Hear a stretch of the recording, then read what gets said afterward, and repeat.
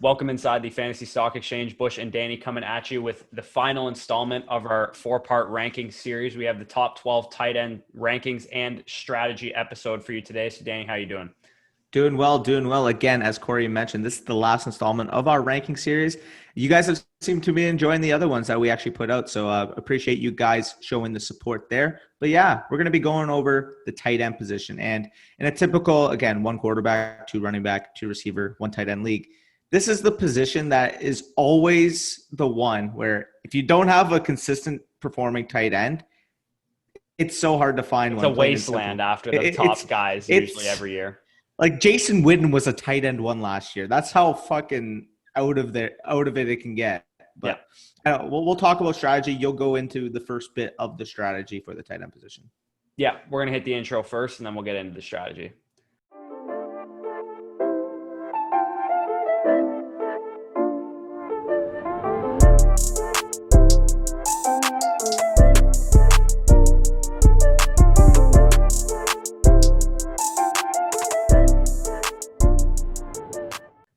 All right, so tight end strategy. We've talked about this earlier in the offseason. Me and Nick did on our 6 strategies for redraft episode. Because the season's actually coming up, I highly suggest you guys go back and look at that if you're new to redraft, but in fantasy football in general. But my policy is not to fuck with the middle class, essentially, is at the tight end position. If Kittle is there in the late second, if Kelce is there in the late second, or Kittle is there in the early third, I will take one of those two elite options if the board falls a certain way and all the elite running backs are off the board.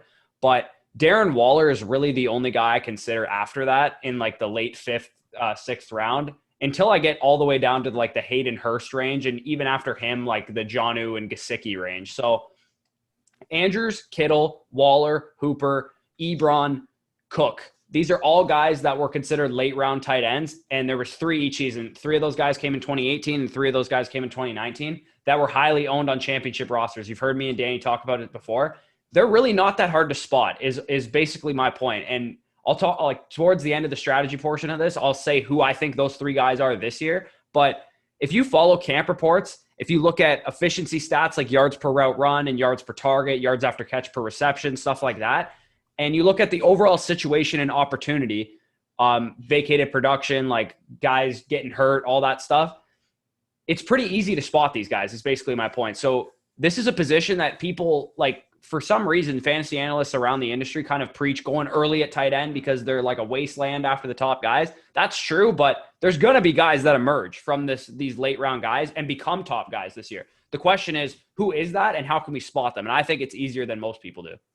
100%. Again, like I've mentioned before, I'll go into it a little bit later. Actually, no, I'm going to go into it now. Basically, when you're spotting these late round tight ends, again, I mentioned late round tight end is key if you're missing out on those top 2 options, in my opinion. Because then you get into the Andrews, Ertz, and Waller tier that are all similar. But I mean, I just don't want to spend a 3rd round pick where they're basically going right now on any of those options. So at that point, I would rather just wait on the position. But I've mentioned this a lot of times in previous videos. My 3 main things when I spot a late round tight end and their ultimate potential, I mentioned this actually in the Jonnu Smith video for the My Guys episode yesterday. But you look for, first of all, you got to look for talent. I mean, plain and simple. Yep. They're not going to break out if they're not at least an adequate talent. Second of all, you got to look at their targets that they got the previous year and how efficient they were on them, because that can kind of give you a glimpse. Again, we've mentioned multiple times on this channel, efficient players will earn more volume as the coaching staff sees what they're able to do with the targets that they're currently getting. And finally, a clear opportunity for an increase in targets. All of them that have actually applied to Jonnu will go in a little later.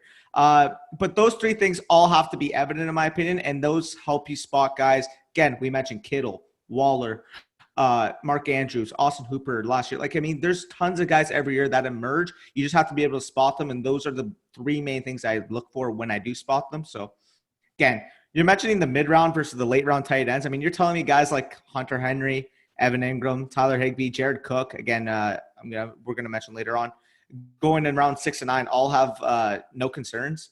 I mean, plain and simple, they all have enough concerns that ultimately, why wouldn't you just wait a little bit longer? Again, the 11th, 12th, 13th, 14th type round, you get guys like Jonnu, Gesicki, Chris Herndon, TJ Hawkinson, Noah Fant, Blake Jarwin, all those guys are going later on with similar issues. So why would you spend premium capital on the guys with issues in the mid round? So That's kind of like how I think of it. But overall, what are your ending thoughts on the strategy portion of it? Yeah, so I'm gonna pull up and what I mean by those guys are what I was talking about, the middle class, the Higbees, the Henrys, the Ingrams. Those guys are the middle class. I don't consider Waller and Ertz and Andrews the middle class. Yeah. They're kind of like upper middle class. We're Yeah. gonna say that because I do think those three guys are pretty safe. But like you said, I'm not willing to pay up on those guys because like those guys are going in ranges where it's like prime receiver territory. If you get those guys at a value, I'm perfectly fine. Like, and Waller is usually that guy. Yeah, that's why I said exactly he's the one I usually fifth, sixth target. round. 100%. If they were all going in that 5th, 6th round area, pound the table because that's great value for those guys. But like again, right now you're gonna have to take them like the late 3rd, early 4th area. And again, you mentioned the receivers available in that range. I just wouldn't take any of those tight ends over. So that's my opinion as well. Yeah. So I'm gonna pull up right now who was the middle class last year, and 0 of these guys became every week starters. Jared Cook was probably the best one of all these guys over the entirety of the season, but like there was some colossal busts on this list. Everyone, including myself, fell for OJ Howard. Evan Engram was good when he was on the field, but that's Evan Ingram's problem. Hunter Henry, same thing. Vance McDonald was just a fucking bum last year. David his couldn't hype. stay healthy either. Delaney Walker couldn't stay healthy. Eric Ebron couldn't stay healthy. Like pretty much everyone on this list got injured or was dealt with offense issues. Like it's just not worth paying up a 7th, 8th, 6th, 5th, whatever round price for a tight end when virtually the guys going later, and I was targeting these guys last year, Andrews, Hooper, and Waller were all going outside this range. And even though last year, I considered them to be in a similar vein as guys like Hunter Henry and Vance McDonald and Jared Cook last year, they were going 7 rounds different though. That was the difference. And outside of Howard, like I didn't see a difference between these guys. Howard was the only one that I was like, man, he's going to be a stud tight end this year. The rest of them to me just seemed like, okay, whatever, mix and match. If I have to call my shot, like I said, on the 3 guys this year, I think it's going to be Jonnu Smith. I would say Hayden Hurst, but he's already kind of like entered that territory. 9.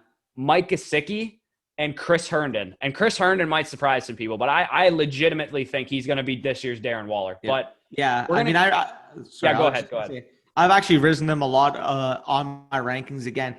Obviously, you don't want to take all your stock into all these roto world reports, yada, yada, in the offseason, but it is something to consider when you hear that everybody in Jets camp is struggling except for the one connection between Darnold and his tight end, Chris Herndon. And everyone's saying it too. And I mentioned it with Jalen Reagor. Adam Gase is saying it, which he's a fucking idiot. So if he was the only one saying it, I wouldn't believe him at all. But he hates everyone. The fact that he does like something is pretty encouraging. I mean, you want to hear how knowledgeable he is. He just traded for Kalen Ballage as we speak of this video. Yeah.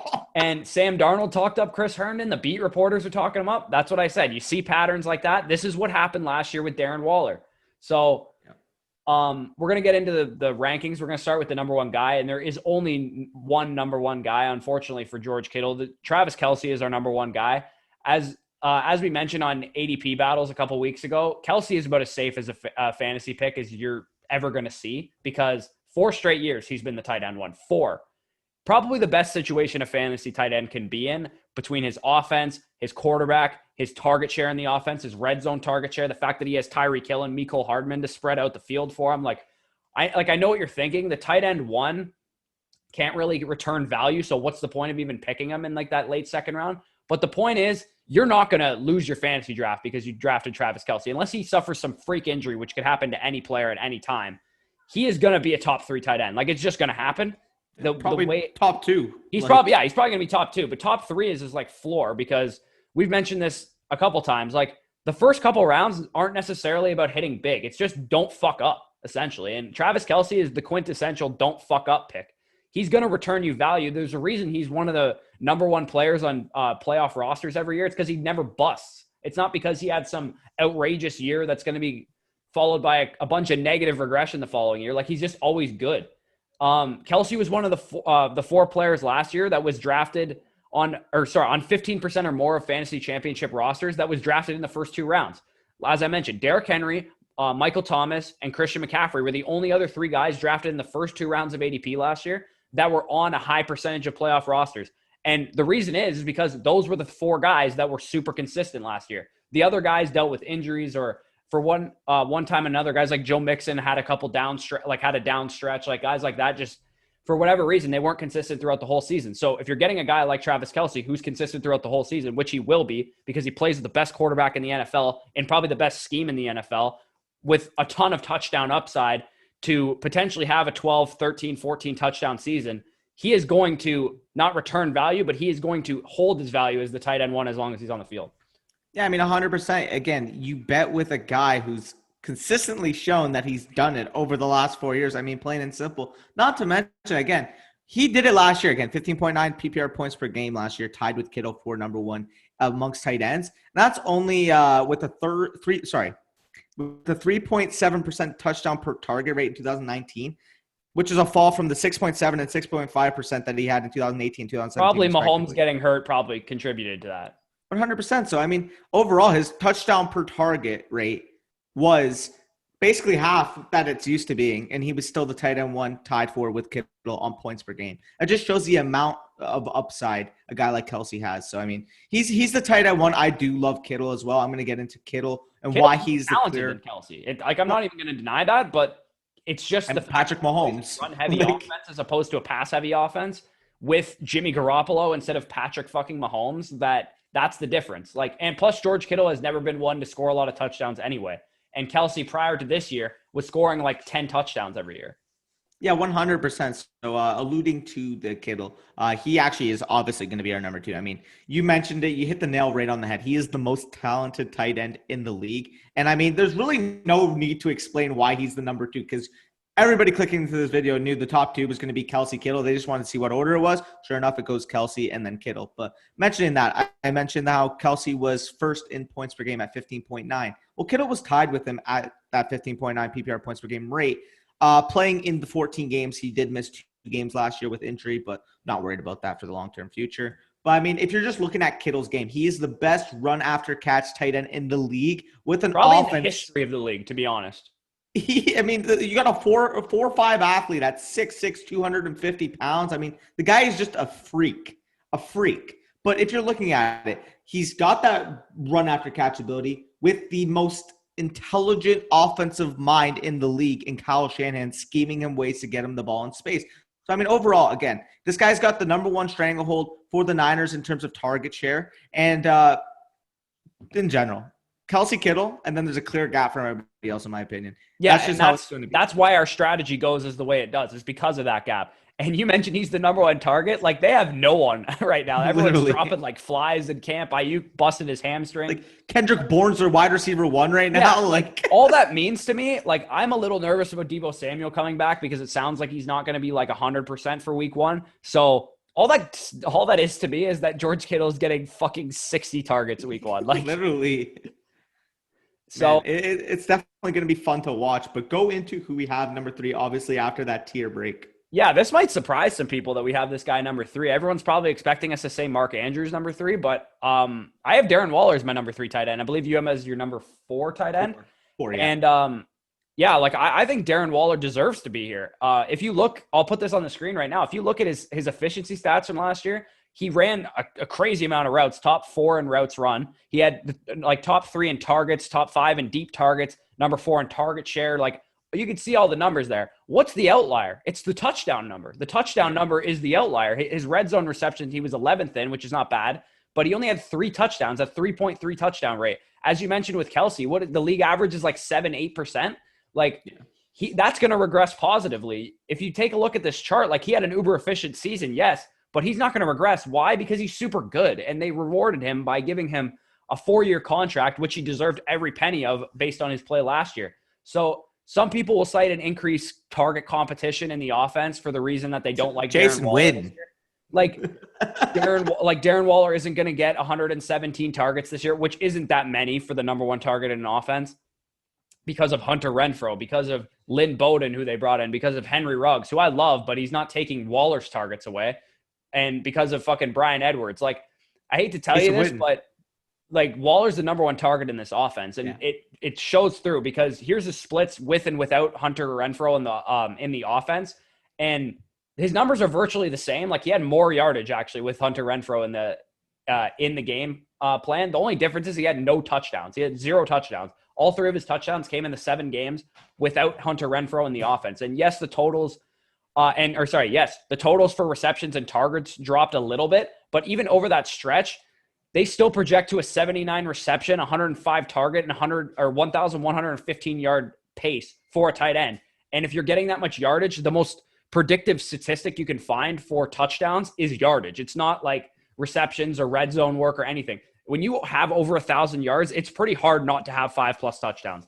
And Darren Waller, if he has over 1,000 yards again, which I think he will this year, he's going to have 5+ touchdowns. And if he's a big play guy, he could get lucky with some big plays and have 9-10 touchdowns, and he could be a top 2 tight end. He might even finish ahead of one of these top 2 guys. But the fact that he didn't score a single touchdown after some of these targets came back is why he disappointed the second half of the season. It's not because his targets were down, which they were a little bit, but it's not because his yardage was down, because it wasn't. Like Robert Woods, he is due for positive touchdown regression based on his yardage. Like, it's just as simple as that. Darren Waller, don't overthink him. He had a breakout year, and he's an ascending player still. He is the number 1 target in the offense. That's just how it works. Yeah, I mean, I fully agree. Again, I have him at number 4 right now. This is a guy that is consistently going at the tail end of that like second tier with himself, Ertz, and Andrews, right? But he's going like a full round and a half behind those guys, and that's just simply false. Which is why I'm willing to actually pick him. 100%. I mean, he should be going. If those guys are going in the 3rd, 4th, he should be going in that range with them. I think all of them, to be honest, should be going in the 5th, 6th, where I'd be comfortable more taking them, which is why Waller, as you mentioned, is the only guy that's actually worth taking at the current ADP value. But love Waller, tight end 4, PPR. I mean, he's still going to get a ton of receptions, as we mentioned. The splits with and without Renfro were really only based on the touchdowns. People want to cite those all the time. Well, look at the overall points per game clip. Well, no, because if you take in the touchdown variable, you'll see that had a huge impact on his points per game output. But overall, I mean, fantastic option. I'm not going to argue anything else for him.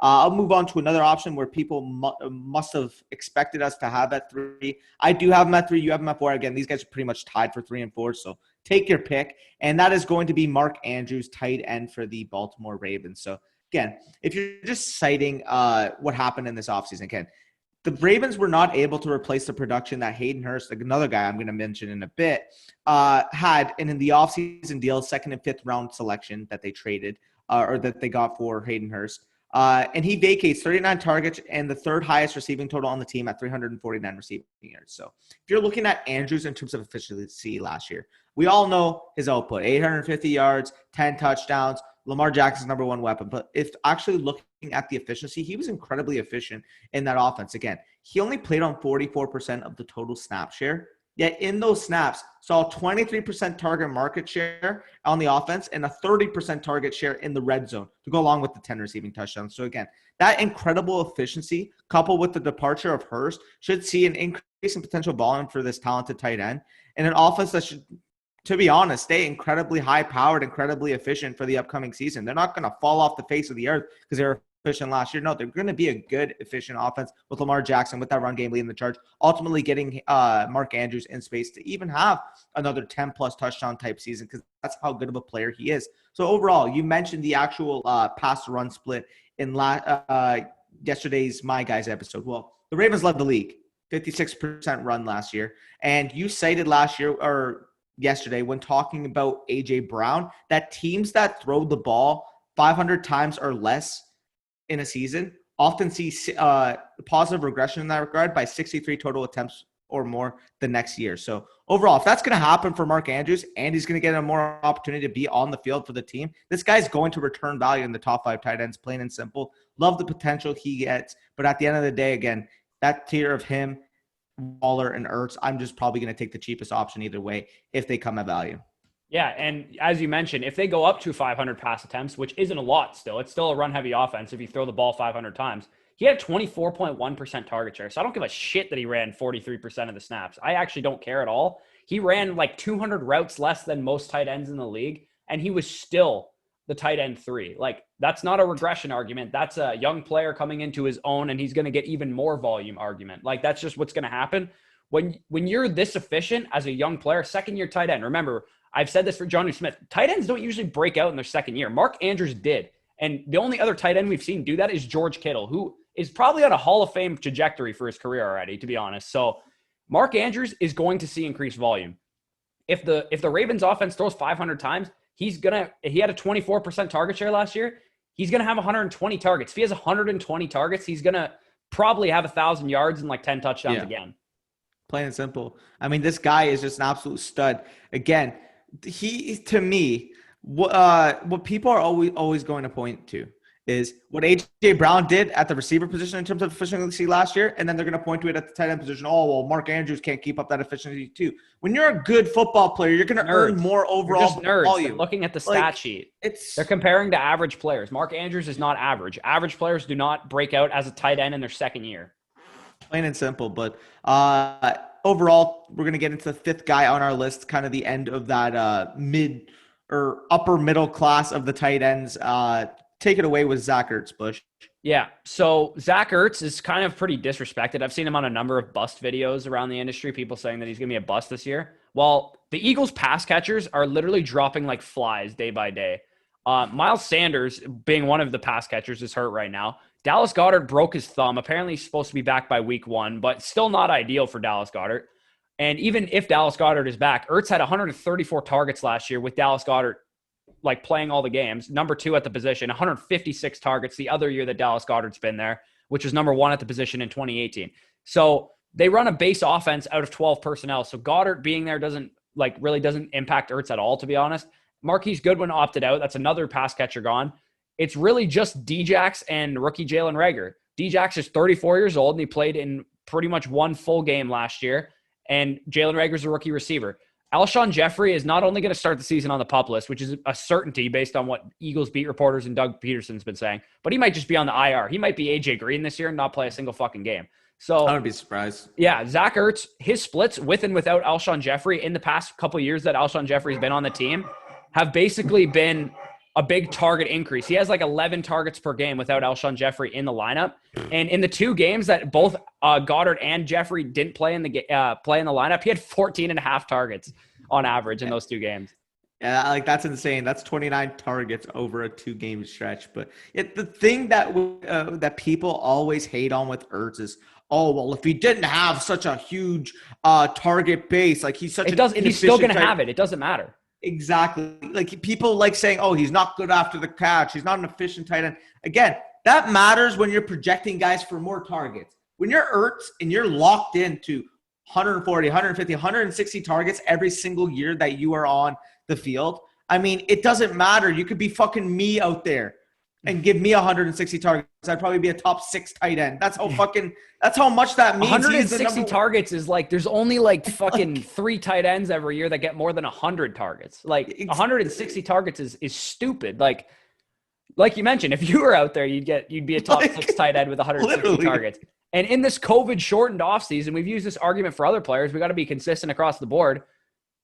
Carson Wentz and Zach Ertz don't need to establish chemistry. They've had chemistry for years. Heck, people have fucking literally came at Carson Wentz for throwing him to the ball way too much. I'm pretty sure that was Nelson Aguilar. Yeah, like it's literally been cited over and over again. Oh, teammates don't like Carson Wentz because he throws the ball to Zach Ertz too much. Oh, you mean the tweet that everyone tags on everything?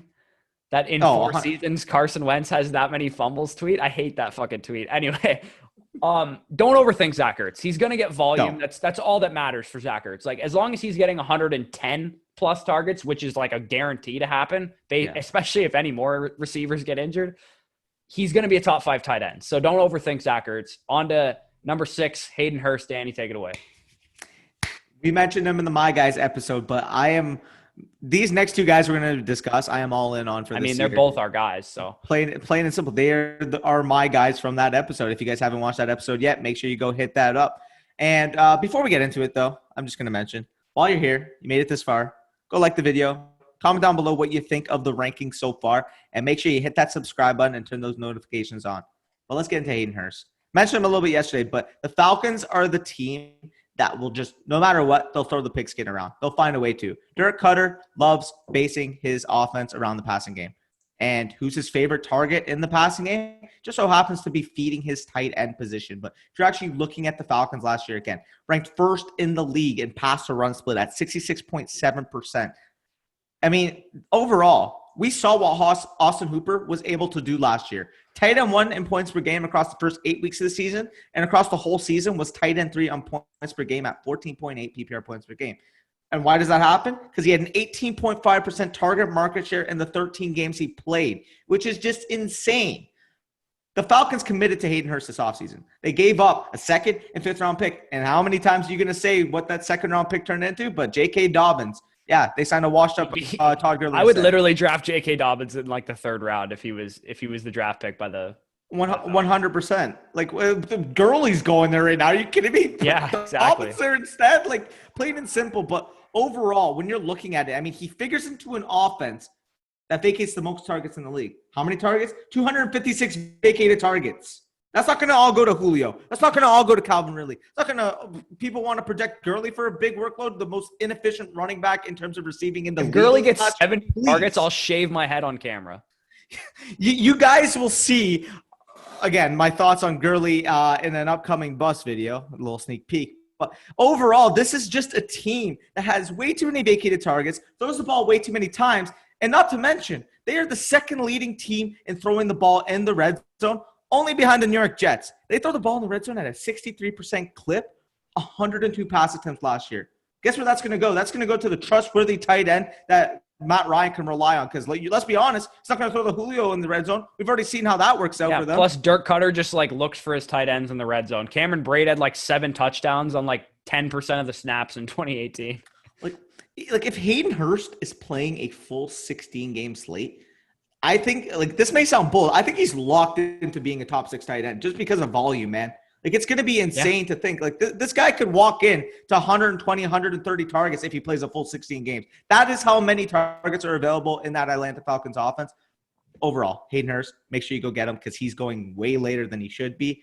But get into another guy that's going at the tight end 17, way later than he should be. And you're my guy from yesterday, Corey, and Jonnu Smith.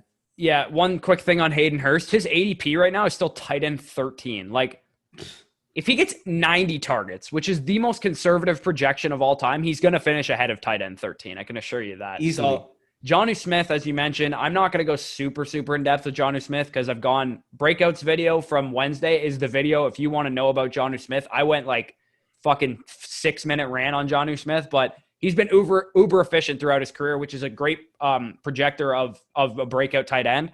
2nd in yards after catch per reception since 2010, only behind George Kittle. Number 11 in yards per route run last year. 2nd in yards per target. 2nd in target separation. He's been incredible, basically, with the opportunity that he's been given. Entering a critical breakout opportunity this year where he can become the clear number 2 option in his offense. He's fully developed. You know this because he played 81% of the snaps last year once Delaney Walker was hurt. In his 4th season, Austin Hooper was in his 4th season. Remember, let's flash back to a year ago. What did we think of Austin Hooper going into the season? For people that were like off of Austin Hooper, he was just like kind of a guy, right? Like he was a guy who was going to get some volume, similar to what he is in Cleveland right now, except in the Falcons offense where he actually had great opportunity because they passed the ball so much. He became a breakout tight end. The same is true for Jonnu Smith, except Jonnu Smith is way more talented than Austin Hooper.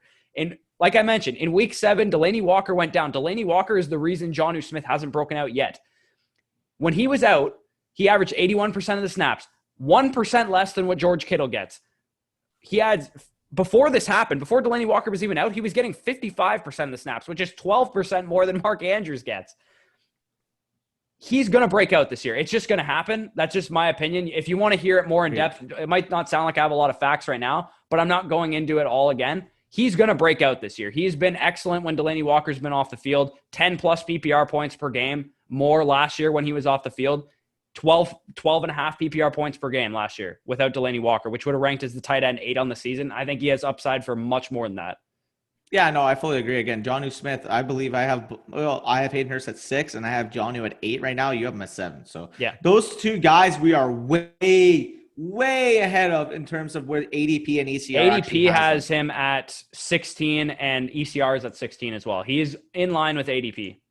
That's just insane. How is he going outside the top 12 tight end? He's going behind like TJ Hawkinson, like Austin Hooper, Jared Cook. Not a chance. Even if you're scared of Jonnu Smith, because I know he's kind of nerve-wracking to draft it. I mentioned this on the Breakout video. Pair him with someone. Draft Austin Hooper in the 10th round and draft Jonnu Smith in the 12th round. I can assure you, you're going to be dropping Austin Hooper after 3 weeks once Jonnu Smith gets on the field. 100%. I mean, plain and simple. And even a better play is take two of these guys. If you can get a Hurst and a Jonnu, like one of them is locked in, guaranteed to break out. And I think both are actually, to be honest, going to be top 8 tight ends. That may sound I do too. As well. But overall, I mean, Jonnu Smith is so talented, 100%, 100th percentile athlete, and was super efficient on the targets he received. That just screams an increase in overall volume. Kind of like what we saw in, Darren Waller the year before. Yeah. Mark Andrews. It's just I mentioned the top 3 tight ends when I was like, who are this year's Austin Hooper, Darren Waller, and Mark Andrews? To me, this year's Austin Hooper is Hayden Hurst. Makes sense because it's in the same offense. This year's Jonnu Smith is this year's Mark Andrews, Jonnu Smith. And this year's Darren Waller is Chris Herndon. That's what, like, it like parallels completely almost together. So the next guy on the list is the first of the middle-class tight ends that we don't want, and that's Evan Engram. Go ahead. Yeah, I mean, with Evan Engram, this has nothing to do with his talent, but more so the volatility that you get when you have him. Because plain and simple, you draft him, don't expect more than 11 or 12 games to be played for him. Plain and simple. I had him last year, traded for him at the beginning of the season. Guess what? Those first 8 games, phenomenal. Then he gets hurt and doesn't play the rest of the year. But overall, when you're breaking down the numbers from last year, he only started 8 games last year. But in those 8 games, he did still be able to produce 13.7 PPR points per game, which would have ranked 7th. And then if you actually break that down a little bit further, he left the game against Arizona after 1 catch for 6 yards. So if you substitute that out as well, 15.21 PPR points per game, which would have ranked as the tight end 3 behind. Wait, Arizona stopped someone at a tight end? They got hurt. 1 catch for 6 yards. But overall, when you actually break down the splits of Evan Engram before and after that injury against Arizona, it just cleared. I mean, the first 5 games of the year, 16.56 PPR points per game on over 6.5 catches and almost 10 targets per game. After he gets hurt in that Arizona game, those totals drop to 8.87 PPR points per game with 6.67 targets and only 3.67 catches per game. So again, people are going to say, well, he's got that upside to be with the top tier. And I fully agree with that. But at the end of the day here, you're getting him out of value because he's got those injury concerns. Again, the overall, I like him, but if I have to take him where he's currently going, I would just much rather wait and get guys like we mentioned right before, Jonnu Smith, Hayden Hurst. Get those values. Not only that, but you can get Devontae Parker, Mark Ingram, J.K. Dobbins, Jarvis Landry, Hollywood 100%. Brown. Like where Ingram is going at other positions, you can get these receivers and like higher upside running backs. So what would you prefer? Would you prefer J.K. Dobbins and Jonnu Smith or Evan Ingram and fucking Chase Edmonds? I like Chase Edmonds, but like give me J.K. Dobbins every day of the week. 100%. So I fully agree there. Not much else to add. Maybe I was going to say something about Garrett splits with Jason Witten in terms of overall targets over stretch in Dallas. But I've already talked about another video. If you guys want to see that, just check out the ADP battles on the channel with Evan Engram. And I think we had him compared to another guy we're going to mention in Tyler Higbee. But I'm done with the Evan Engram. We can get on to the next guy in Hunter Henry. So what do you have on him, Bush? Yeah, so Hunter Henry, I've actually warmed on him in the past couple days because of the injury to Mike Williams, basically. He's kind of like, I just don't want him. That's basically what it comes down to. I don't want Hunter Henry because I don't want to have to draft him where I have to get him. Number 8 in fantasy points per game. Okay, yeah. Top 6 in red zone receptions last year. Top 5 in routes run at the tight end position and a high slot share, 33%. He's solid. He's good. The reason I don't want him is because I don't see much of a difference between him and Hayden Hurst and Jonnu Smith and Mike Gesicki because he has concerns. He's been injured, often injured. He has a new quarterback. The passing yardage of the offense was 591 attempts last year from Phillip Rivers. Tyrod Taylor's not throwing that many times. Like he'll probably only throw 520 times or so, which is like not that bad. But for a guy like Hunter Henry, who's not the number 1 or 2 option in the offense, that's Keenan Allen and Austin Eckler. Hunter Henry is going to get the scraps. That's basically what it comes down to. And it helps that Mike Williams is going to be injured because now he's like the third target, like solidified. But he's a high floor option. If he can stay healthy, he'll probably finish as a top 10 tight end. My issue is that I just won't own him very much because I can get Hurst and Jonnu Smith later. Yeah, I mean, I fully agree with that take on Hunter Henry. Not to mention, I mean, this is a guy like when he does play, he's shown an ability to score touchdowns. He's a touchdown or bust tight end too. That's pretty much, and a lot of tight ends are, but he is very, very touchdown or bust.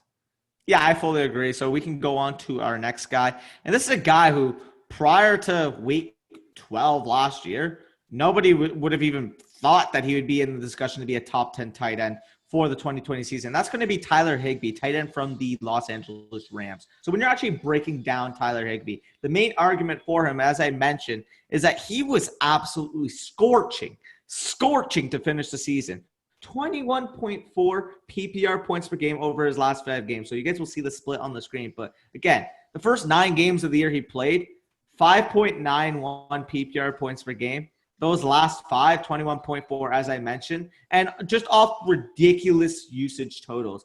11.2 targets per game, 8.6 receptions per game, almost 105 receiving yards per game, and basically a half a touchdown per game at 0.4. So overall, again, if you're able to just take that 5-game sample size and project it over a season, yes, he would be a top 3, top 4 tight end. But you have to keep in mind, they're getting Gerald Everett back, who actually had his own mini breakout before Tyler Higbee was basically left on an island on his own, playing against basically every single one of the worst pass defenses against a tight end that you could imagine over those last 5 games. I mean, plain and simple, if you were streaming tight end and you didn't have Tyler Higbee for those last 5 games, I don't know what you were doing.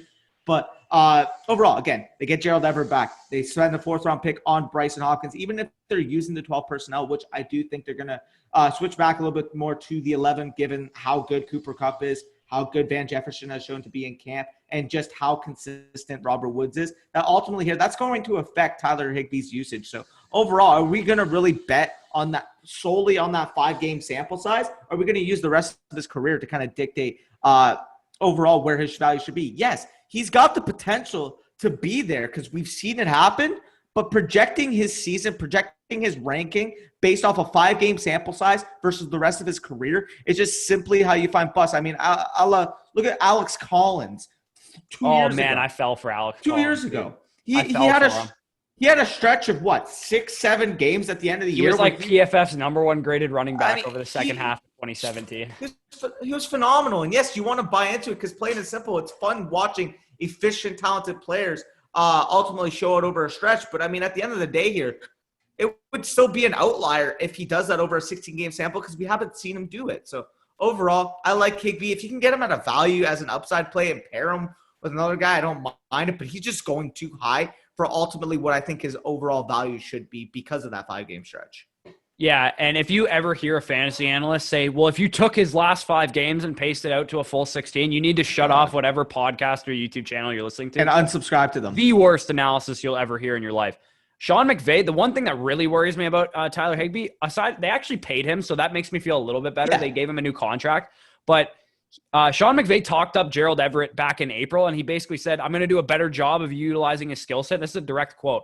He said, Higbee has like a tough schedule, like if you actually look at it, and substantial target competition with the 2 receivers that are there. And to me, he's just an easy fade because I think the target hierarchy in that offense goes Cooper Kupp / Robert Woods, whatever order you want to put them in. And then it's Tyler Higbee. And if any of the running backs get more involved in the passing game this year, that'll dent Tyler Higbee as well. Exactly. I mean, plain and simple, like you have to keep in mind that they didn't use the running backs in the passing game at all last year. I was about to say that. Cooper Kupp was dealing with injuries over the stretch. You saw that in his target total. I'm not even going to – like people want to cite that all the time for Cooper Kupp. Oh, look at the target total down the stretch. Well, he was dealing with injuries down the stretch. He's still recovering from the ACL. Yeah, he was a year off from an ACL tear, and not to mention, you mentioned just how inefficient and lightly used the running backs were in the passing game. It's because Todd Gurley was their running back. And we have already said how inefficient he was as a receiver last year. So ultimately here, whether it's Cam Akers, whether it's Darrell Henderson, getting receiving targets out of the backfield, I do think they're going to provide more of a target threat out of the backfield for the Rams offense. So I like Higbee, but he's just overpriced at this point, as you mentioned. But going into the next guy, I'm just going to segue off. I don't mind Higbee, but overpriced. It's Mike Gesicki at 11 again. All these nerds on Twitter are like, oh, well, yeah, the 2 most inefficient tight ends in terms of yards after the catch or breaking tackles or whatever the fuck kind of shit they want to mention. Zach Ertz and Mike Gesicki. I get that. You do want efficient players at the tight end position. Or what do they have in common? they're going to get a ton of targets. Yes, that's it. That's all you need. Mike Gesicki, and he might get better at that. Evan Ingram's I think he will. Good at that either. I fully think that Mike Gesicki will improve on that because plain and simple, you don't got that type of an athlete who's just going to be one of the most inefficient players after the catch in the league over the course of his career. Like, if you actually saw games last year, he caught a bunch of passes. When he did catch his touchdowns, it wasn't making people miss in the open field. He was catching a ton of red zone targets, goal line targets as well. And overall, I mean, are we really just going to ignore the fact that the Dolphins' offense over the first 8 weeks of the year was a complete dumpster fire? It was terrible. It was like one of the worst offenses I've ever seen.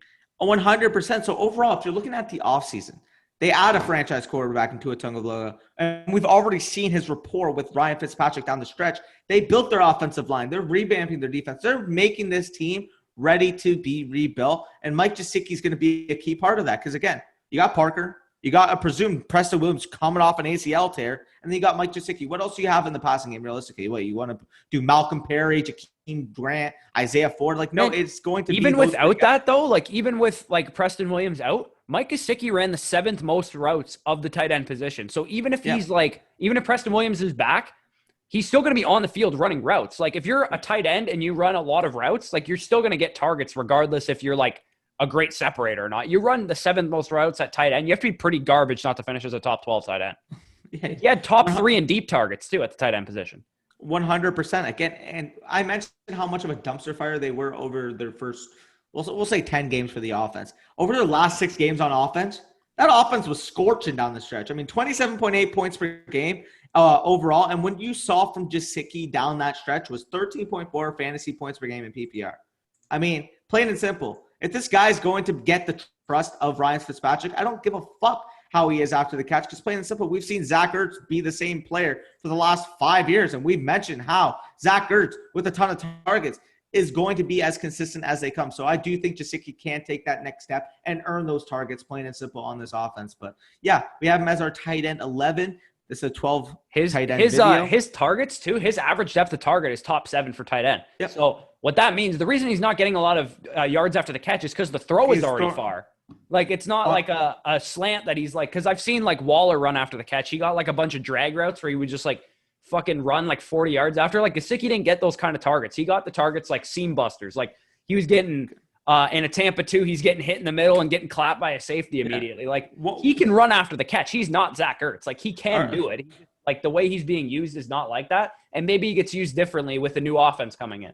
Yeah. Are we forgetting that Ryan Fitzpatrick is the quarterback there? Like he's just going to fucking throw the ball down the field to those 2 guys, and Gesicki, Parker, even Preston Williams, plain and simple. Like that's just how he's built to play as a quarterback. So I don't know why people are worried about that number when in reality, again, you mentioned that average depth of target for Gesicki. He's running down the field and he's getting some deep fucking targets. But overall, love Gesicki. But I like how you kind of mentioned with the Higbee the last 5 games, because if that was the case and we could just project the sample size, small sample size over a season, then Deshaun Jackson would be the wide receiver 1 every year. Anyways, go on. Who was tight end 12 to wrap up this video? Take it away, Bush. It's your boy. Yeah, so Rob Gronkowski is the tight end 12. And you might be like, oh, this is like a biased pick or whatever. Rob Gronkowski isn't going to be good. I don't really think Rob Gronkowski is going to be that good this year. Don't get it twisted. I don't think he's going to be that good. I think he's going to finish here and probably even higher. And the reason is because he's no longer the league-winning tight end that we remember in New England that we would take in the first round of fantasy drafts. He's at the twilight of his career. He's with a new team. But the last time he was on the field in 2018, he wasn't that bad. Like everyone thinks he was terrible. He was banged up like crazy. He's had a year off to recuperate his body, get back in shape. He played 94% of the snaps in 2018, the last year he was on the field. He's not touching anywhere near that snap count this year. I can promise you that. They've already talked about it. They've asked him, the media has asked him, do you care if you're going to have like a lesser role this year, if you're like only in on 70%? Instead of 95, 100% of the snaps? He goes, whatever I got to do to help the team. Kind of quotes like that, right? The reason is because they have OJ Howard and Cameron Brate. They don't need Gronk to play 95% of the snaps. Howard's a good blocker. They don't need Gronk in line to block all the time. Obviously, he's going to do it more than Howard because he's Rob Gronkowski and he's like the best blocking tight end in NFL history. But he's going to be on the field and he's going to be fresher than he normally is on the field. So if he could return value similar to what Jimmy Graham did in 2017, and this is the comparison I'm drawing. Jimmy Graham only had 500 yards in 2017, but he had 10 touchdowns, and he finishes the tight end 4. I could see a similar type of season from Rob Gronkowski because when they get down to the red zone, who does Brady trust? Like, he trusts Rob Gronkowski in the red zone. And last time that Rob Gronkowski was on the field, we saw his red zone numbers be the same as they were all the time. Like, he had like 8 or 9 end zone targets and like a bunch of red zone targets and red zone receptions. He just got unlucky in 2018. He only had 3 touchdowns despite having his normal like allotment of red zone volume. So if he's in this new offense, and again, the COVID situation, we don't know what the chemistry is. Apparently it's progressing well with Mike Evans. We don't know about Chris Godwin and Scotty Miller and all the other tertiary receivers, but I'm assuming that it's pretty obvious to assume he's going to have the best chemistry with Gronk. And when they're down in the red zone in the tight area of the field, Evans is going to draw some attention, as is Gronk, but I think Gronk is still going to be the go-to guy in the red zone, along with the other tight ends, to be honest. Yeah, I mean, you guys have known on the channel, like, Rob Gronkowski has been my bust, but like, that's still tight end 14. He's 12 for you, so obviously he's going to get. There's no way he finishes top 5, in my opinion. I don't think there's any chance he finishes top 5. Agreed. I don't think there's any chance he finishes outside the top 15.